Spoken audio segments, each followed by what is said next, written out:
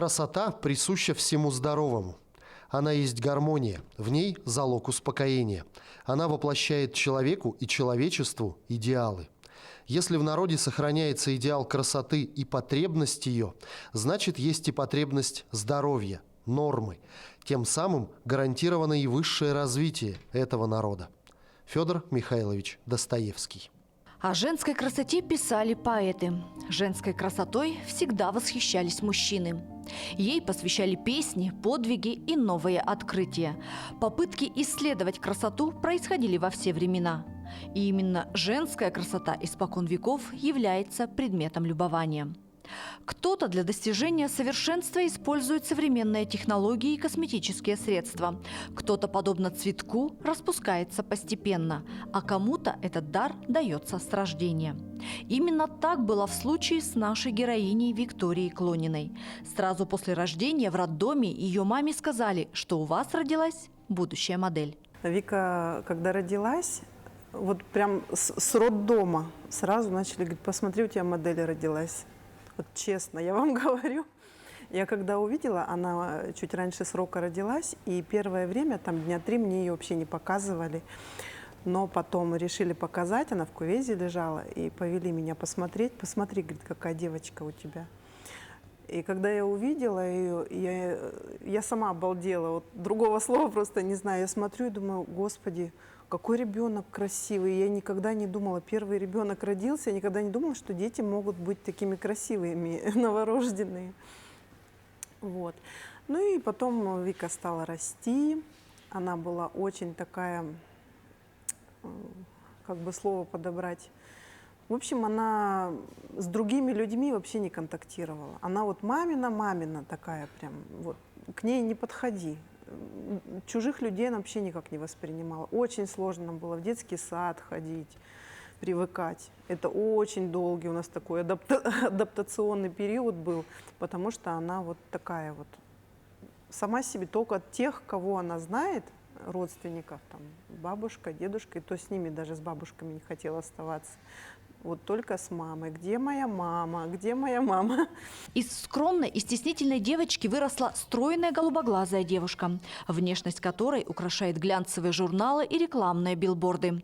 Глядя уже на эту уверенную в себе Викторию, трудно представить, что в детстве она была совсем другим человеком. Она даже с другими детьми не хочет общаться. Вот, то есть ребенок подойдет на улице, там: Вика, пойдем там в песочек поиграем или еще как-то. Нет, она нет, сразу нет. Ну, уйдите от меня, не трогайте меня. И конфеты у чужих она не брала никогда. Там кто-то подойдет из знакомых: ой, какая девочка, иди, я там тебя угощу. Нет, вы что? Она никогда ни с кем вообще с чужим не заговорит. У нее сразу чуть ли не истерика начиналась. Вот такое было. Но время прошло, Вика пошла в школу. И она стала меняться. Вот прям в школе она стала совсем другим ребенком. Уже вот когда в школу пошла, у нее вот это ушло все. Она уже так не реагировала, то есть нормально общалась со сверстниками, с учителями. Она любила участвовать в разных там конкурсах, мероприятиях. Мы жили в поселке Джибари-Кихая, это здесь в Якутии. В общем, Вика там и родилась, и все в поселке, ну, там как бы население не очень большое, все, кто видели, говорили: у тебя девочка будет моделью.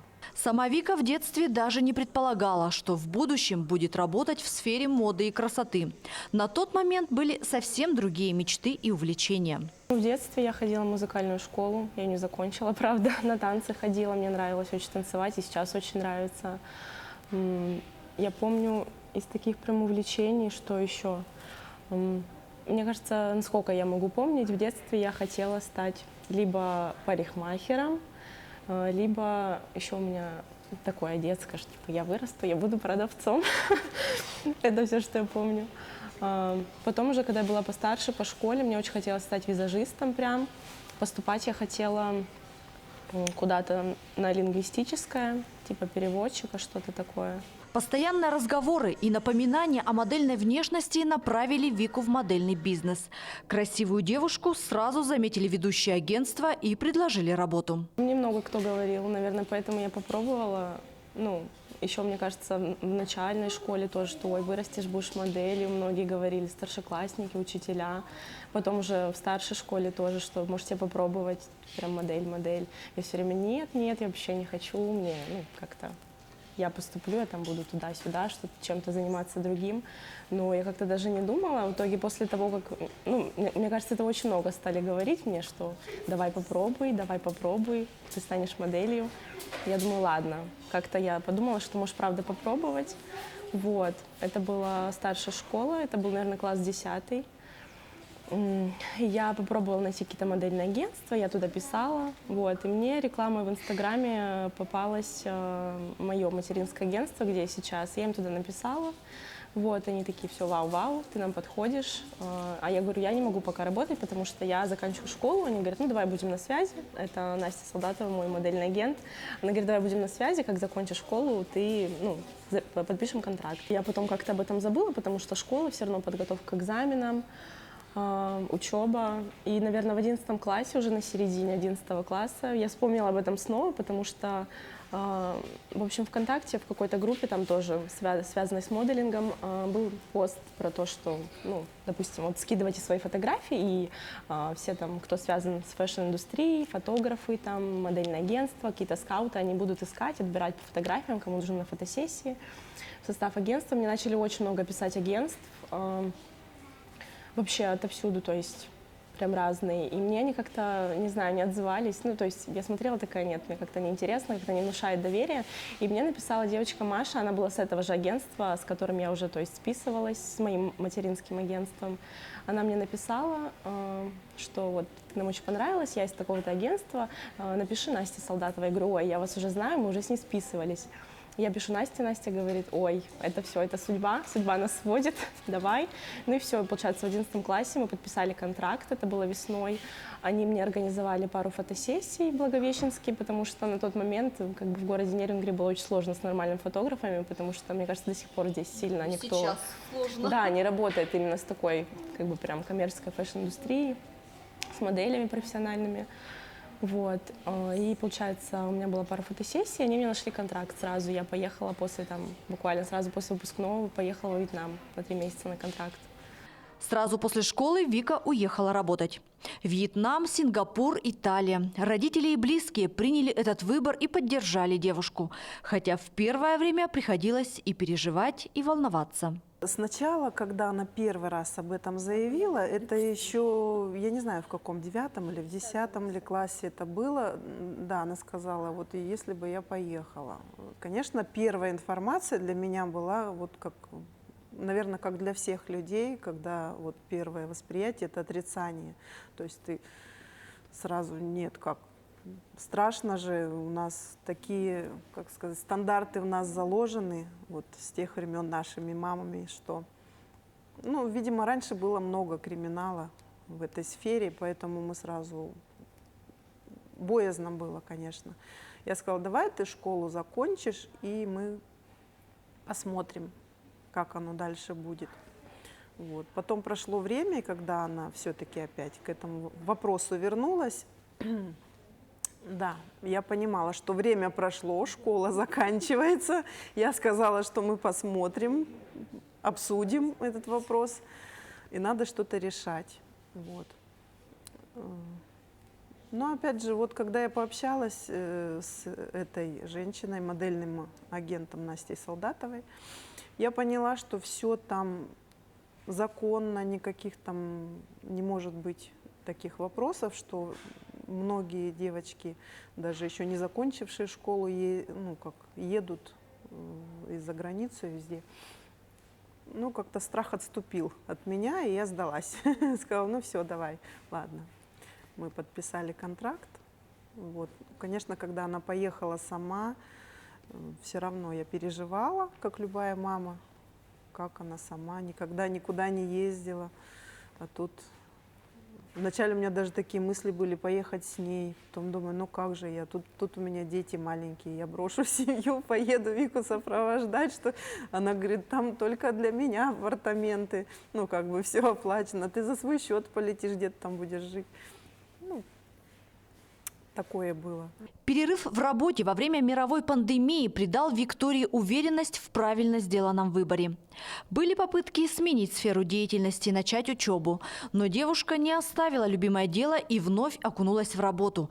Начались новые фотосессии и новые города: Москва, Санкт-Петербург, Париж, Милан. Это просто мое, мне очень нравится, я не знаю, мне кажется, я даже не могу сказать, что я работаю, потому что мне большую часть времени я просто наслаждаюсь этим процессом, мне очень нравится. Я пока что, наверное, не вижу себя где-то еще.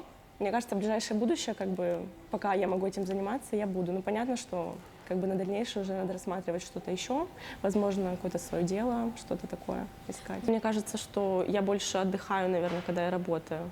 Ну, то есть мне хватает вот приехать сюда там какое-то время, не знаю, несколько дней, неделю, я устаю, когда я здесь сижу просто, потому что здесь я не работаю, здесь работы почти нет, потому что город маленький. Вот, и то даже на днях у меня все равно организовалась какая-то съемка рабочая. Вика из многодетной семьи. У родителей 3 дочери и 4 сына. И всех связывают не только семейные узы, но и близкие дружественные отношения. Здесь у каждого свое увлечение. Взрослые дочери – студентки. Братья-школьники занимаются спортом, музыкой и творчеством. Иван у нас захотел на робототехнику. Пришли в 24-й лицей, только из робототехники. Ну и как бы все подхватили, и Ива рядом как бы занимаются, ходят все. Ну, кому что нравится.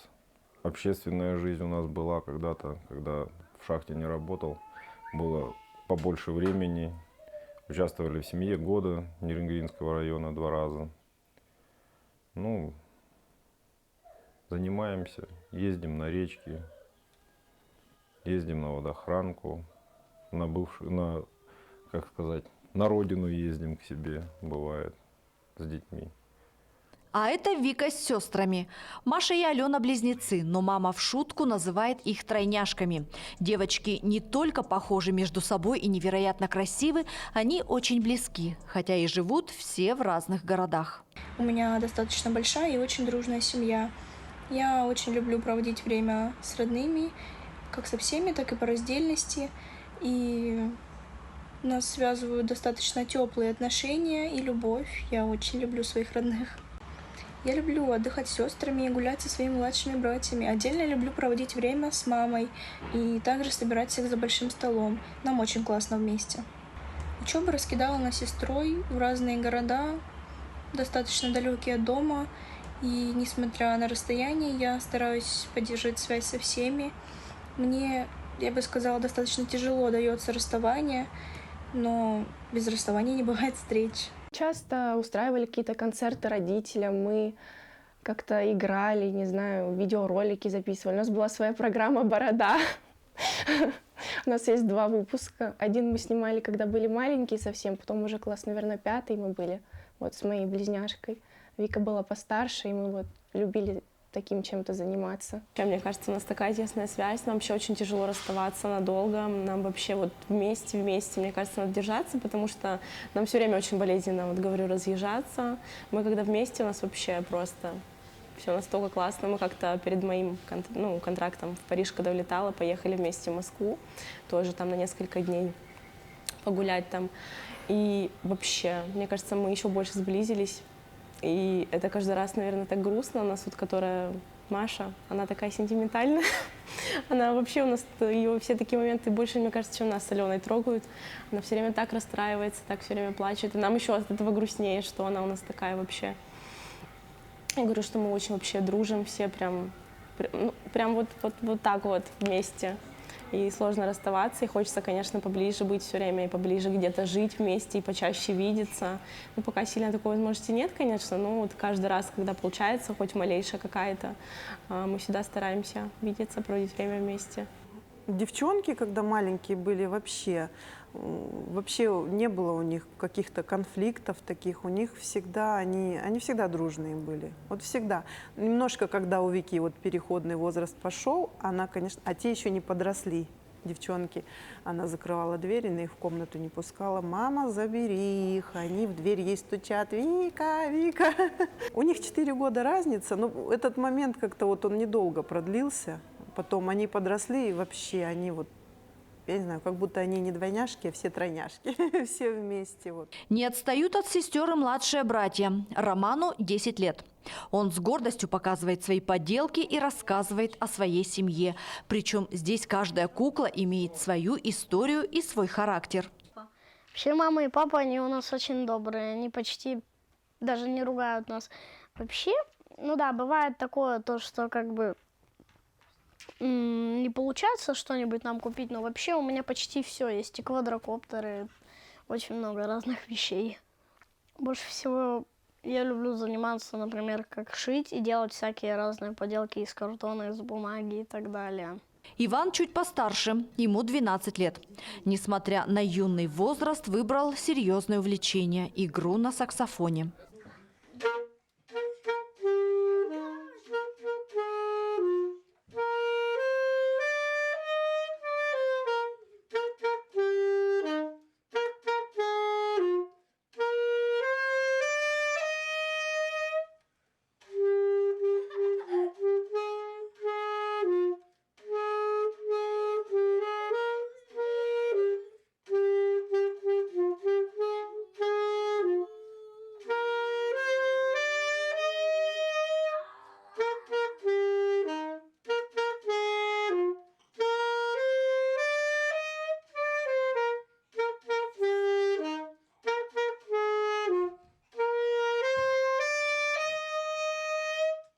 Благодаря современным средствам связи, где бы ни была Вика, она всегда может позвонить и увидеть своих близких.